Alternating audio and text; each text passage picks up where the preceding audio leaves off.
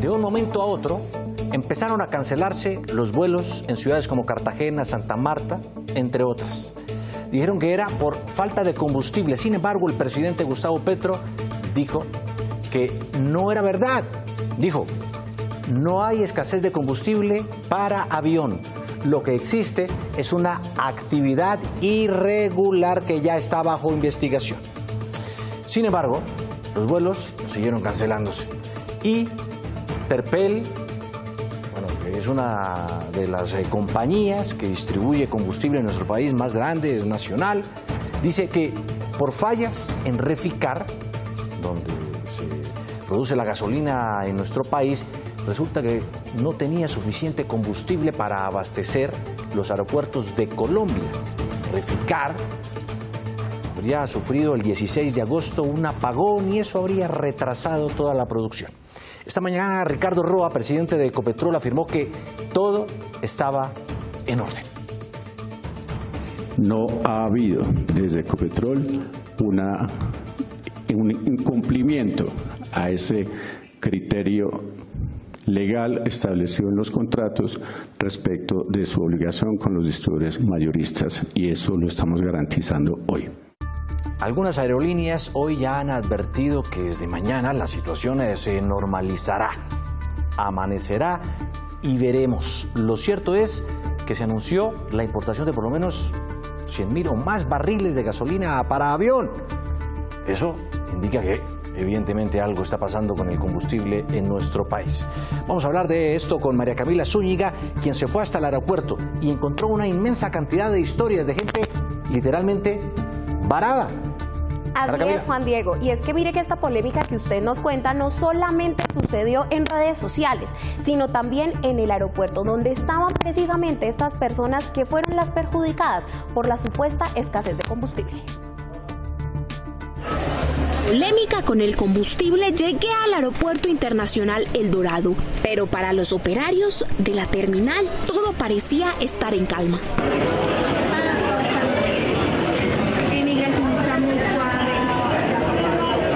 Pero para esta viajera que escuchó la conversación no era verdad y decidió hablar sin carreta. Todos los vuelos han salido normales. No son mentiras, me cancelaron el de Cancún. Karen es una llanera que soñaba con conocer Cancún, ahorró y planeó sus vacaciones durante meses. Y ahora escuchen lo que le respondió la agencia de viajes cuando pidió ayuda.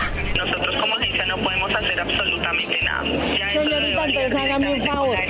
La tarifa del hotel toda es reembolsable. Cancelemos la reserva. El hotel no se puede cancelar. Señorita, pero en lo que ustedes me dieron dice que sí, señora. El rostro de Karen lo dice todo y más rabia da que a todo lo que pregunta es un no.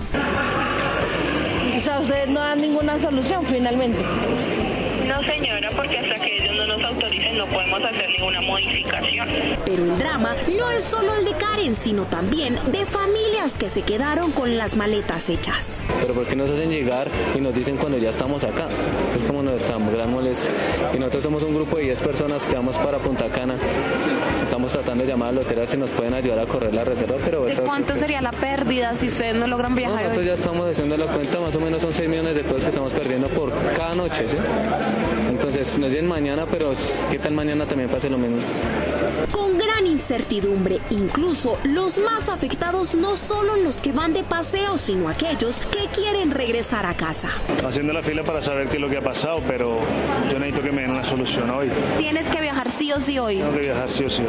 Tengo que estar mañana en España por trabajo. Llegamos hoy y resulta que está cancelado nuestro vuelo y nos están diciendo que no hay manera de llegar a México. Miles de colombianos se han visto afectados igual que estas dos familias, con vuelos cancelados, pero ¿cuál será el problema? ¿Realmente será el combustible? Simplemente dijeron que nos transfirieron sin ningún problema ni nada, que por los temas de la gasolina, porque el vuelo anterior fue cancelado. Que han cancelado el vuelo por la escasez de gasolina. Entonces, ¿qué pasará? Que la oficina 155, a ver si me lo podían reagendar. Alguien que conozco me dijo que no han pagado la gasolina y no les han surtido. Yo no lo sé. alguien que conozco en México que se dedica a aeropuertos, pero el problema no es mío, el problema es de la aerolínea y ellos no nos quieren solucionar. Al parecer, por falta de operación como esta, es que cientos de viajeros se encuentran acumulados en los counters de las diferentes aerolíneas. No me quedé solo con esta información, llegué hasta la ventanilla como cualquier pasajera para ver qué me respondían. Por la causa del combustible, hay muchos vuelos que están ya con cancelación programada, entonces se está tratando como de reacomodar a los pasajeros en los vuelos que haya disponibilidad. No se sabe quién tiene la razón, si el gobierno o las aerolíneas. Lo que está claro son las infinitas cancelaciones, los retrasos y el drama de cientos de viajeros que son los más afectados. 7:53. Esto es de esas cosas que solo ocurren en Colombia. Eso que están viendo ustedes es un humilde barrio de Valledupar. Allí viven 30.000 personas, aproximadamente. Y resulta que un fallo de la mismísima Corte Constitucional ordena sacarlos de ahí, desalojarlos. Quedan 2 meses para que se cumpla ese fallo, pero el alcalde ha dicho... Bueno, vean esto. Ya yo no trabajo, tengo 74 años, ya no trabajo, nadie me da empleo. Y si me botan de ahí, ¿a dónde voy a quedar yo? En la calle. Porque después de tantos años de nosotros vivir aquí, que nos desalojen, nos lleven de aquí sin tener un techo. ¿Dónde nos metemos con una señora de tantos años, niños? Valledupar vive un ambiente tenso. Una decisión judicial ordena desalojar de sus viviendas a más de 30.000 personas antes del próximo 30 de octubre. Familias víctimas de la violencia, desplazadas y muchas otras sin oportunidades que se asentaron de forma irregular hace más de 14 años en un predio propiedad del mayor Alberto Pimienta Cotes, quien falleció luchando no solo por sus predios, sino por los derechos de los invasores. Bueno, y aquí estamos ingresando a la vivienda de la señora Doris Manjarres, que me muestra pues las condiciones en las que vive aquí en Brisas de la Popa. Comenzando, doctora, por la llave. Mire mi llave. Esto jalo la pita y abro mi puerta. O sea que cualquiera puede entrar. Cualquiera puede entrar. Doris construyó sus sueños en este lugar. Aquí está mi sueño, los sueños de mis nietas, los sueños de mis hijas y los sueños míos. Los sueños míos, todos sueños están aquí, que de verdad nos escuchen, que de verdad se pongan la mano en el corazón y digan, vamos a solucionar el problema a estas personas que vivimos aquí. También somos seres humanos. Somos seres humanos sobre todo. Y yo creo que un ser humano no se trata así de esta manera. Aquí hay mucha hambre, mucha pobreza. También hay personas de la tercera edad desamparadas. Esta es pura cerca de estiva agarrada con alambre de púa. Allá el otro cuarto también. Estas paredes que ustedes ven por fuera de materiales, esas no son mías, esas son de los vecinos. Y cientos de madres cabezas de hogar cansadas de luchar contra la pobreza. Que todo lo que uno, ha conseguido es luchándolo. Estoy cansada. Y estoy cansada porque por más que sea uno tiene que estar buscando agua todos los días. Esa es la lucha diaria. La lucha diaria. Porque nosotros para dónde vamos a agarrar ahora en estos momentos, que hay niños, hay adultos, hay discapacitados, ¿para dónde vamos a agarrar? Miren la situación en que vivimos. Y es que la sentencia T946 de 2011, emitida por la Corte Constitucional, ordena el desalojo de estas invasiones que en sus inicios no llegaban ni a un centenar de personas, pero crecieron de forma descomunal a tal punto que se constituyeron 4 barrios enteros: Altos de Pimienta, Guasimales, Bello Horizonte 2 y Brisas de la Popa. Es prácticamente la población de un pequeño municipio. De darse el desalojo, podría convertirse en un problema social sin precedentes en la historia de Valledupar. Hablamos con el abogado apoderado de los dueños de los predios y esto es lo que explicó. Le solicitamos a las autoridades públicas liberen estas comunidades del cautiverio en que las tienen. Hasta ahora podemos los propietarios entrar en un diálogo con las comunidades para en conjunto con ellas reclamar el cumplimiento último de la Corte Constitucional, que es que se reivindique la vida digna, la vivienda digna de todas estas comunidades. El defensor del pueblo en el Cesar también llegó con el equipo de Sincarreta a evidenciar las condiciones en las que viven estas familias, ratificando su estado de vulnerabilidad. En total son alrededor de 30, 40 mil personas que se encuentran en el predio. La Defensoría del Pueblo es buscar alternativas de solución, mecanismos de concertación, de diálogo que permitan garantizar los derechos de estas personas que están en estado de vulnerabilidad. También llegamos hasta el despacho del alcalde de Valledupar, quien califica la sentencia como imposible de cumplir y por no desalojar a estas familias en el pasado mes de julio pagó 3 días de arresto. Lo hice con gusto, por ellos lo hice, porque sabemos que no tenemos para dónde sacar a estas personas.